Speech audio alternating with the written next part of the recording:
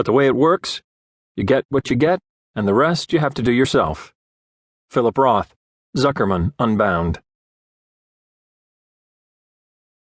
Saturday, March 20th. On the L ride to the airport, Izzy wouldn't even look at me. How had things gotten so crazy between us? It was as though Chicago's celebrity sommelier and I, her husband of almost 5 weeks, were complete strangers. She sat across the train car, reading her book, checking email. Any job leads? When her BlackBerry rang, I feared it was Pacer Rosengrant, Izzy's sommelier protégé and ex-boyfriend, calling. I wanted to believe that nothing was going on between them again, but part of me couldn't. I'd found him in our bed one recent morning. The other master candidates had gone home after the blind tasting Izzy conducted.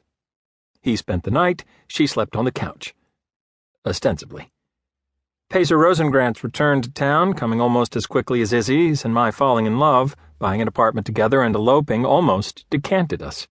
It might have even already done damage we were incapable of fleeing. Yet here Izzy and I were, going to Greece for 10 days. "Who is that?" "Peter," she said in that urgent, annoyed, and annoying way few people aside from my parents and student loan creditors ever pronounced my given name. "What?" "Don't you think now that we're separated you kind of have no right to know who I'm on the phone with?" I didn't answer, and instead tried a new tactic. "Are you hungry?" I asked. Izzy looked at the paper bag in my lap and nodded. "I can't stop smelling that guy's fries." I passed her our lunch. She inspected the 3 peanut butter and banana sandwiches I'd made before we left and selected one. She threw the bag back over the aisle. I barely managed to catch it.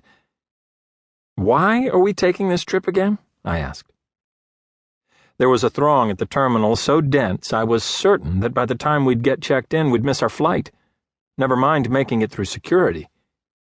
Not going wouldn't have been an entirely terrible scenario, at least to me. Psst. This sort of impasse had been plaguing us since the night we met. "Don't look," I whispered. But it was too late. Izzy began to turn her head.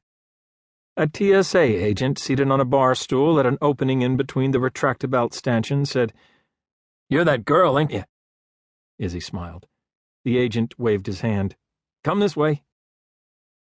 He led us to a corner of the maze and unabashedly released a lock on one side of the barrier. It sprang a length of prohibitive cloth and freed a space for Izzy and me to enter.